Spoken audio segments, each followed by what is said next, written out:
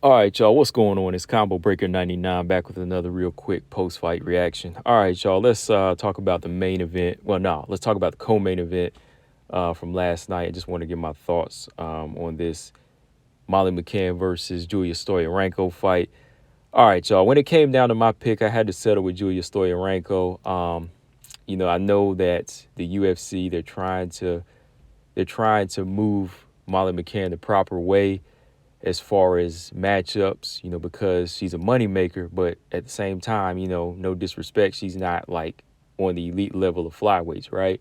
So they got to do what they got to do to find that opponent. But one of my one of my thoughts before the fight was that, if Julia Stoliarenko can be healthy in this fight, like she said, this was her natural weight. I mean, that's been a while, right? Because she's been fighting at bantamweight and featherweight. But like she said, this is her natural weight. But I said if she if she can come in, feel strong, and she can cut the weight the proper way, she's definitely going to be a threat, and she'll probably get the finish over Molly McCann. And lo and behold, that's how it played out. I mean, when it comes down to it, Molly McCann is still just a striker. She's still just a boxer and a striker, and doesn't have the best takedown defense. And when she's dealing with somebody this bigger and stronger, they're gonna have that success. I mean, Aaron Blanchfield, she already showed that blueprint, right?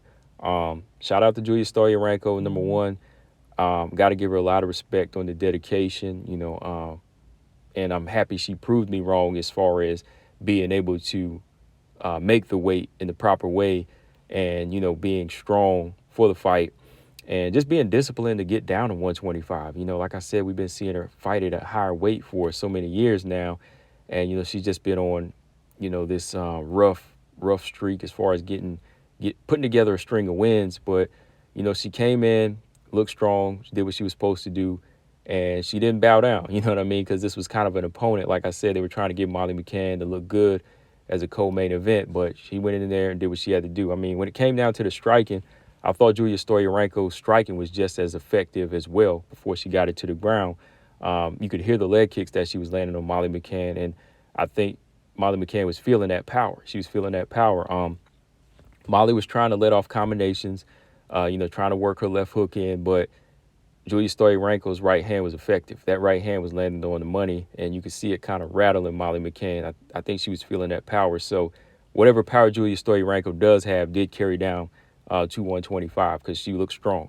Her punches were effective. She was getting in some good licks in the exchanges. Molly was missing a few shots. Good jab from Julia Stoliarenko, throughout that first minute.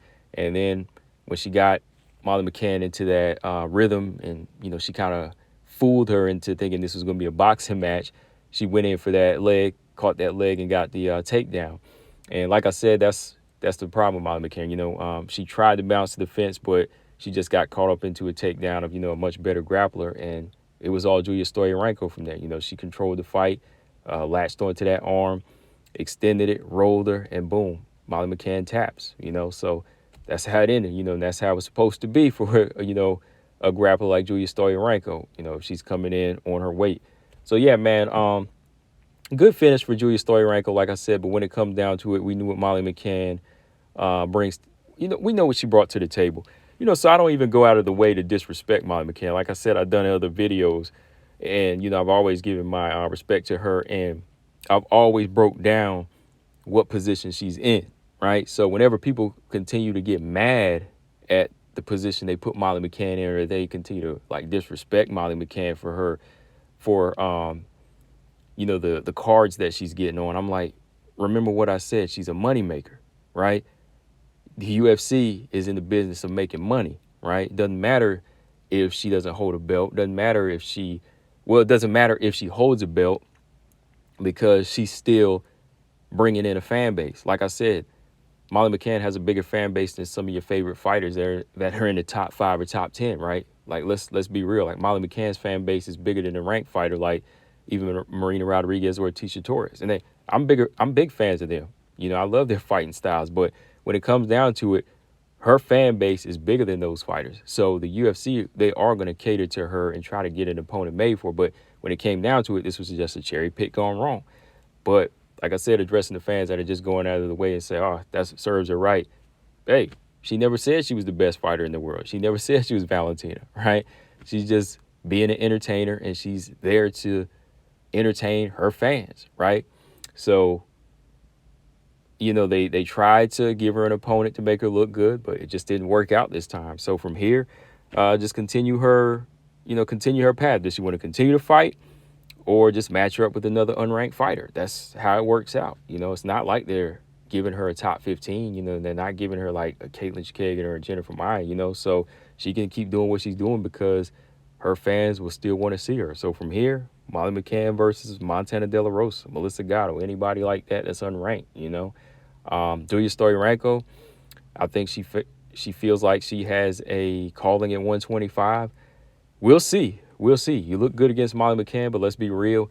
Julija Stoliarenko's defense, when it comes down to striking, is still ranked down there like a C- or a D. I mean, this girl likes to go in there and trade when things get ugly, but she's going to face a lot better strikers along the way. Girls with faster hands and bigger girls with power, and she's also going to face girls with real takedown defense too. So, Julija Stoliarenko, before she wants to jump into the fire division, hey, she better know what she's up against. But, why not? I mean, she's already racked up some losses in the other weight classes. So maybe with her moving down, maybe she'll balance out strength-wise. So, she doesn't have a featherweight division to go to. She didn't have a good showing at 135. Why not give her a chance at 120, 125? Why not? Look at all these other fighters that they are signing that are still green, right? They're losing, So, they're losing their first fight. So why not just go ahead and give Stoliarenko a try, right? Hey, that's the most I can say about that. But yeah, guys, let me know what y'all thought of the fight in the comment section. This post-fight reaction ran a little bit longer, but I just kind of want to get my thoughts on McCann because, some people ask me about her or what I think. I'm like, I never thought she was like championship level. I just thought she was an entertainer.